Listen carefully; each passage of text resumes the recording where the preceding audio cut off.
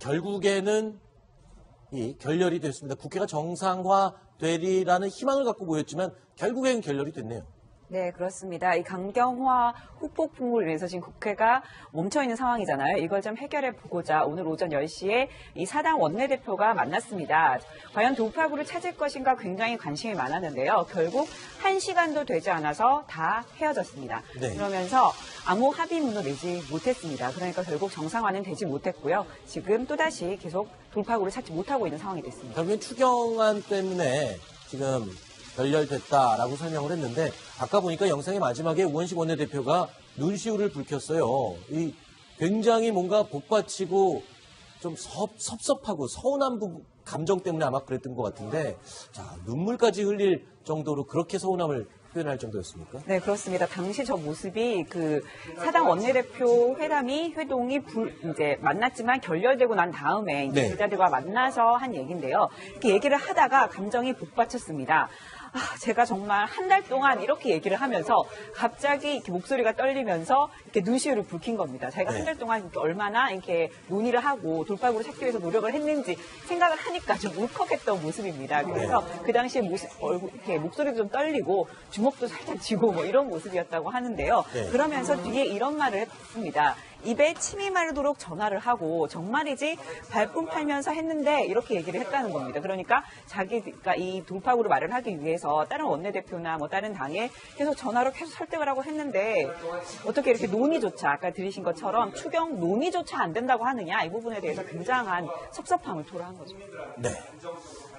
자 민주당의 추미애 대표도요 아주 격한 표현을 쓰면서 이 상황을 비판했습니다. 직접 들어보시죠. 사사건건 발목을 잡으면서 민생을 외면하고 실업의 고통을 외면할 거면 도대체 왜 정치를 하는 건가 되돌아보시기 바랍니다. 국민들은 국회 밥값을 좀 하시오라고 묻고 있습니다. 이런 국민의 원성을 듣고 있습니까? 딴 나라 국회의원들이십니까? 자유한국당은 일자리 추경안 논의 자체를 하지 않겠다. 목리를 부리고 있습니다. 4당 대표 합의 자체를 무산시켰습니다. 자, 그런데 국민의당이 이번에 호남 가서 반성문을 쓰면서 자, 민주당 가는 길에 꽃을 뿌려주겠다 뭐 이런 식으로 했었는데 큰 도움이 안 됐나요? 네, 국민의당은 이번 상황에서 무엇보다도 강경화 후보자를 굉장히 강하게 반대를 했었습니다. 네. 신국정농단이다. 대통령에 의한 국정농단이다라고까지 얘기를 하면서 강하게 반대를 했었거든요. 네. 그런데 지금 대통령과 정부가 강경화 후보자를 장관으로 임명하는 강행을 하니까 굉장히 입장이 난감해진 거죠. 호남에서 한 얘기는 있고 정부는 강행을 했는데 우린 반대를 했고 굉장히 난감하니까 이 부분에 대해서 뭐 추경 부분은 뭐 합의문에 들어가도 그만이고 안 들어가도 그만이고 이런 입장을 취하고 있었습니다. 그러니까 딱히 도움이 되지 않았던 거죠. 지금 상황에서는. 그런 상황이죠. 자, 청와대와 대통령의 이 일자리. 자, 이 사안에 대해서는 정말 필수적인 추경안인데 이 국회가 서로 문을 닫으면서 지금 청와대 그리고 문재인 대통령은 상황이 지금 난감해졌습니다. 1호 공약인데요. 그런데 문재인 대통령 여전히 오늘도 수보 회의를 통해서 일자리 챙기기에 나섰습니다. 어떤 이야기를 했는지 들어보시죠. 그래서 앞으로 당장 이번 하반기부터 공무원이나 공공부문 채용을 할 때 블라인드 채용제를 좀 실시했으면 합니다. 서울에 있는 대학 출신이나 지방대 출신이나 그냥 똑같은 조건에서 똑같은 출발선을 위해서 오로지 실력으로 공정하게 경쟁할 수 있도록 당장 이번 하반기부터 좀 시행을 했으면 합니다. 또 한 가지는 혁신도시 사업으로 지역으로 이전된 공공기관들이 또 신규 채용을 할 때 그때는 지역 인재를 적어도 한 30% 이상은 조금 채용하도록 지역 인재 채용 할당제 명명했으면 합니다. 자, 블라인드 채용제. 그러니까 능력만 가지고 뽑는다. 학벌이나 지역, 뭐 어떤 다른 스펙 이런 것들은 안 보겠다는 건가요? 네, 그렇습니다. 이력서에 학력, 학벌, 그리고 출신지, 신체 조건 이런 거는 쓰지 말라 이런 얘기입니다. 아까 말씀하신 것처럼 대통령이 말씀하신 것처럼 이 공무원이나 공공 부분은 이 정부 결정으로 가능하기 때문에 네. 당장 올해 하반기부터 적용을 하겠다 이렇게 얘기를 했고요. 민간 대기업도 권유를 하고 싶다 이렇게 얘기를 했습니다. 네. 지역 인재도 30%를 뽑는다. 이 부분은 문재인 대통령이 대통령 전에부터 강조를 계속 해왔던 부분이죠.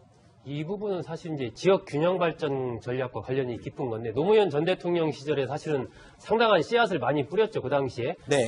공공기관들도 다 지방으로 이전을 하고 그러한 효과가 요즘 들어서 이제 조금씩 나타나고 있는 그런 상황이기 때문에 문 대통령이 지역 인재 30% 할당 이러한 부분이 이제 현실화됐을 때는 사실 많은 변화가 저는 일어날 것이라고 봅니다. 그리고 대학 진학 문제까지도 영향을 미치는 그러한 부분들이 있기 때문에 아마 노 전 대통령이 씨앗을 뿌려놓은 그 균형 발전 그 부분을 더욱더 공고화하고 안착하겠다. 네. 그러한 어떤 의지의 표현이 아닌가 그렇게 보입니다. 네.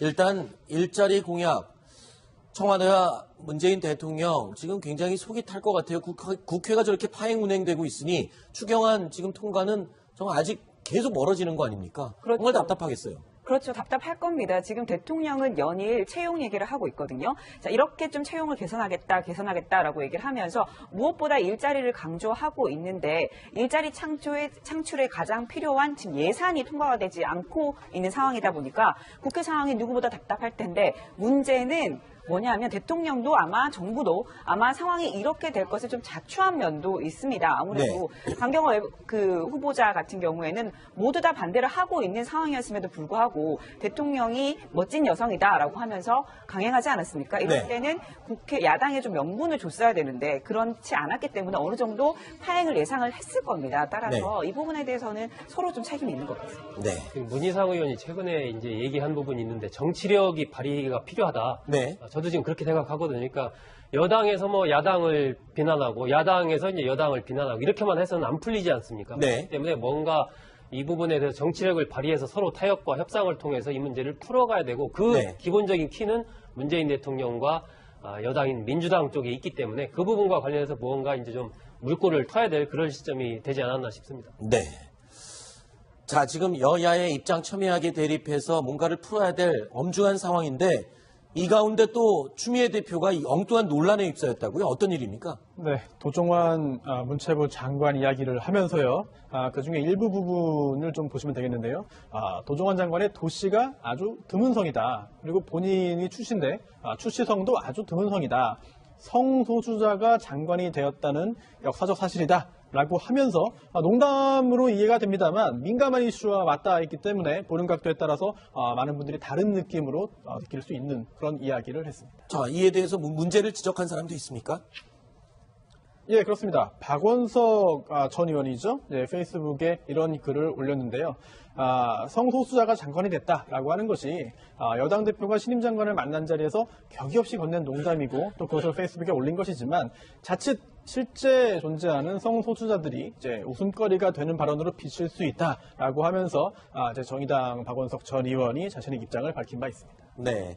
뭐 다른 당이면 모를까 이 정의당인 경우에는 성소수자 문제에서 사실은 관심이 많은 그런 당이잖아요. 지난번에 대선 후보 TV 경선 토론회 과정에서 굉장히 이제 심상정 당시 정의당 후보가 동성애 발언, 문재인 당시 후보는 이제 반대한다 이렇게 얘기를 했었고 그것에 대해서 심상정 후보가 그 동성애 문제는 뭐 찬성하거나 반대하는 그런 문제가 아니고 그 사람의 어떤 정체성의 문제다. 그대로 인정을 해야 된다. 이런 취지로 이제 이야기를 하면서 굉장히 박수를 많이 받았기 때문에 정의당으로서는 뭐 이러한 이 성소수자 문제에 대해서는 늘 남다른 관심을 갖고 있는 그런 네. 주제입니다. 자, 또 30%를 뽑는다. 이 부분은 문재인 대통령이 대통령 전에부터 강조를 계속 해왔던 부분이죠. 이 부분은 사실 이제 지역 균형 발전 전략과 관련이 깊은 건데 노무현 전 대통령 시절에 사실은 상당한 씨앗을 많이 뿌렸죠. 그 당시에 네. 공공기관들도 다 지방으로 이전을 하고 그러한 효과가 요즘 들어서 이제 조금씩 나타나고 있는 그런 상황이기 때문에 문 대통령이 지역 인재 30% 할당 이러한 부분이 이제 현실화됐을 때는 사실 많은 변화가 저는 일어날 것이라고 봅니다. 그리고 대학 진학 문제까지도 영향을 미치는 그러한 부분들이 있기 때문에 아마 노 전 대통령이 씨앗을 뿌려놓은 그 균형 발전 그 부분을 더욱더 공고화하고 안착하겠다. 네. 그러한 어떤 의지의 표현이 아닌가 그렇게 보입니다. 네.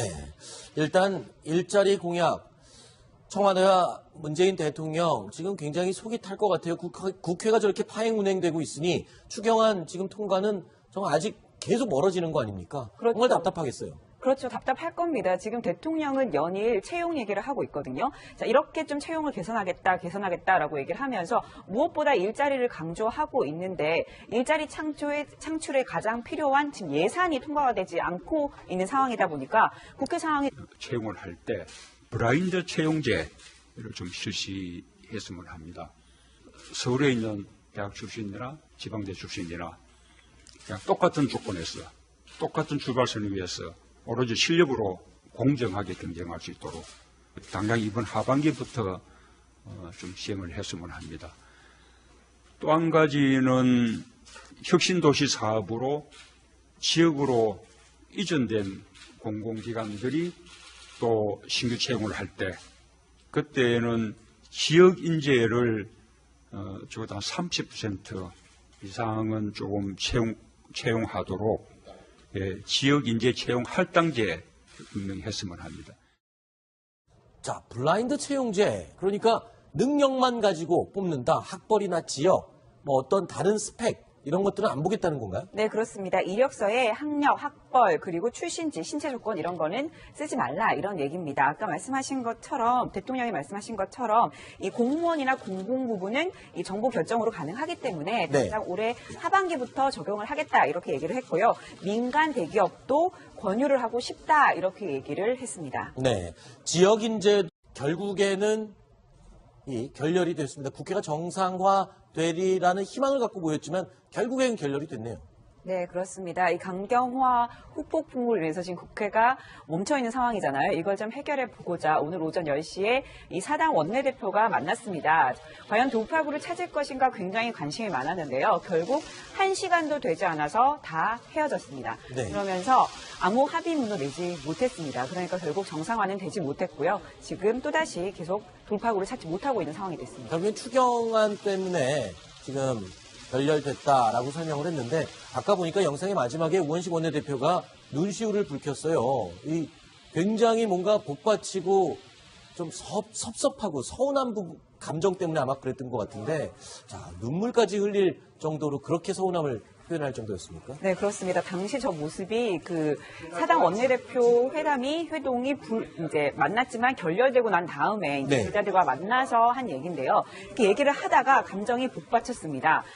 제가 정말 한 달 동안 이렇게 얘기를 하면서 갑자기 이렇게 목소리가 떨리면서 이렇게 눈시울을 붉힌 겁니다. 제가 네. 한 달 동안 이렇게 얼마나 이렇게 논의를 하고 돌파구를 찾기 위해서 노력을 했는지 생각을 하니까 좀 울컥했던 모습입니다. 그래서 그 당시에 이렇게 목소리도 좀 떨리고 주먹도 살짝 쥐고 뭐 이런 모습이었다고 하는데요. 네. 그러면서 뒤에 이런 말을 했습니다. 입에 침이 마르도록 전화를 하고 정말이지 발품 팔면서 했는데 이렇게 얘기를 했다는 겁니다. 그러니까 자기가 이 돌파구를 마련하기 위해서 다른 원내대표나 뭐 다른 당에 계속 전화로 계속 설득을 하고 했는데 어떻게 이렇게 논의조차 아까 들으신 것처럼 추경 논의조차 안 된다고 하느냐 이 부분에 대해서 굉장한 섭섭함을 토로한 거죠. 네. 자, 민주당의 추미애 대표도요, 아주 격한 표현을 쓰면서 이 상황을 비판했습니다. 직접 들어보시죠. 사사건건 발목을 잡으면서 민생을 외면하고 실업의 고통을 외면할 거면 도대체 왜 정치를 하는 건가 되돌아보시기 바랍니다. 국민들은 국회 밥값을 좀 하시오라고 묻고 있습니다. 이런 국민의 원성을 듣고 있습니까? 딴 나라 국회의원들이십니까? 자유한국당은 일자리 추경안 논의 자체를 하지 않겠다. 목리를 부리고 있습니다. 4당 대표 합의 자체를 무산시켰습니다. 자, 그런데 국민의당이 이번에 호남 가서 반성문을 쓰면서 자, 민주당 가는 길에 꽃을 뿌려주겠다 뭐 이런 식으로 했었는데 큰 도움이 안 됐나요? 네, 국민의당은 이번 상황에서 네. 무엇보다도 강경화 후보자를 굉장히 강하게 반대를 했었습니다. 네. 신국정농단이다. 대통령에 의한 국정농단이다라고까지 얘기를 하면서 강하게 반대를 했었거든요. 네. 그런데 지금 대통령과 정부가 강경화 후보자를 장관으로 임명하는 강행을 하니까 굉장히 입장이 난감해진 거죠. 호남에서 한 얘기는 있고 네. 정부는 강행을 했는데 우린 반대를 했고 굉장히 난감하니까 이 부분에 대해서 뭐 추경 부분은 뭐 합의문에 들어가도 그만이고 안 들어가도 그만이고 이런 입장을 취하고 있었습니다. 네. 그러니까 딱히 도움이 되지 않았던 거죠. 지금 상황에서는. 네. 그런 상황이죠. 자, 청와대와 대통령의 이 일자리, 자, 이 사안에 대해서는 정말 필수적인 추경안인데 이 국회가 서로 문을 닫으면서 지금 청와대 그리고 문재인 대통령은 상황이 지금 난감해졌습니다. 1호 공약인데요. 그런데 문재인 대통령 여전히 오늘도 수보 회의를 통해서 일자리 챙기기에 나섰습니다. 어떤 이야기를 했는지 들어보시죠. 그래서 앞으로 당장 이번 하반기부터 공무원이나 공공부문